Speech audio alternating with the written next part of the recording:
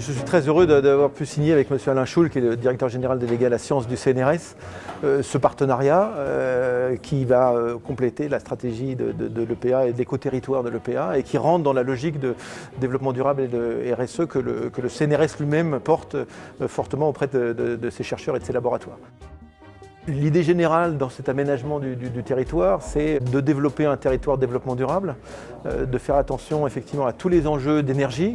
Et sur le Sud Plateau, que le projet porte et qui accueille la plupart du pôle académique, a été retenue l'idée d'avoir depuis longtemps un réseau d'échange de chaud et de froid qui permettent d'optimiser la consommation et qui s'appuie sur des ressources énergétiques renouvelables. Alors à commencer par la géothermie, puisque c'est le cœur du système, mais aussi du solaire pour provisionner en électricité le réseau, mais aussi c'est ce partenariat d'aujourd'hui qui permet de travailler à ce qu'on appelle l'énergie fatale, récupérer la chaleur fatale du grand calculateur que le CNRS a développé sur le territoire et qui a mis en service il y a un an, qui s'appelle l'IDRIS.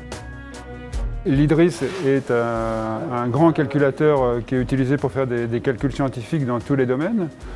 C'est même le plus puissant en France actuellement. Et en particulier, il a une dimension sur le calcul de l'intelligence artificielle.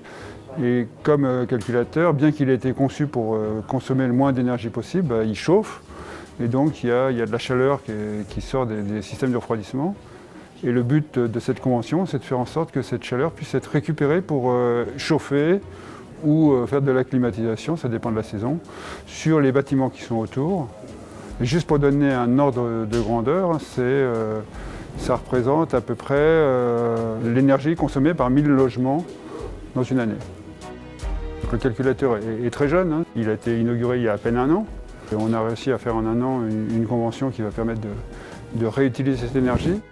Tout ça, ça se place dans une stratégie de réflexion sur la pratique du métier de chercheur et de faire en sorte que, tout en gardant notre excellence scientifique, on arrive à diminuer notablement notre empreinte environnementale et notre empreinte carbone globale de l'ensemble du plateau.